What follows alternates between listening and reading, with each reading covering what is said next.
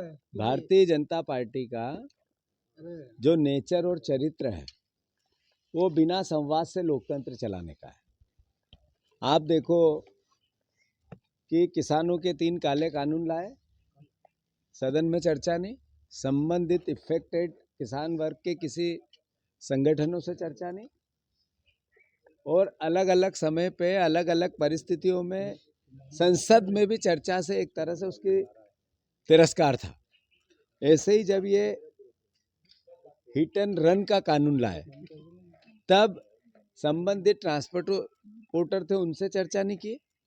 संबंधित लोकसभा और राज्यसभा में विपक्ष के जो नेता थे उन्होंने मांग की कि ये जांच के लिए संसदीय समिति को भेज दी जाए, उसकी कोई भावना का एक तरह से कोई सम्मान नहीं किया गया। और सांसदों ने जब अलग अलग बातों को लेकर संसद में अपनी बात उठाने की कोशिश की तो उनको संसद से बाहर फेंक दिया और विधेयक पास कर दिया।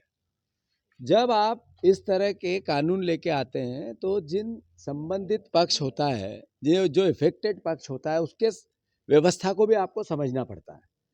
क्या जिस जिस देश में ये कानून है वहाँ के ड्राइवरों की, ट्रांसपोर्टरों की इनकम ऑफ सोर्स इतना है जितना वहाँ था?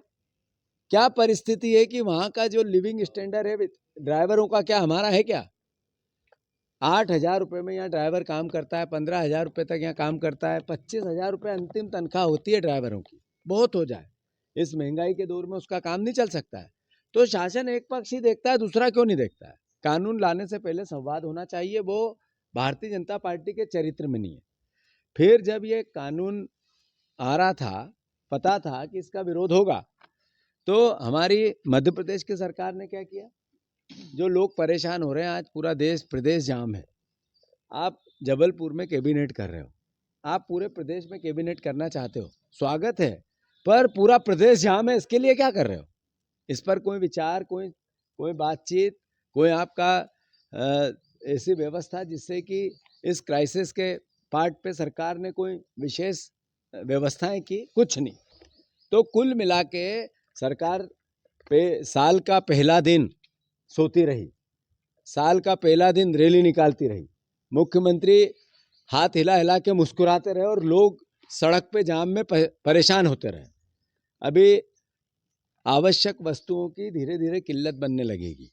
सरकार को फिर से इस पे संज्ञान में लेना चाहिए, केंद्र की सरकार से इसमें बातचीत करना चाहिए, प्रदेश में रोजमर्रा की जिंदगी प्रभावित न हो इसके लिए कदम उठाने चाहिए, और मुख्यमंत्री ने खुद इसमें संज्ञान में लेना चाहिए।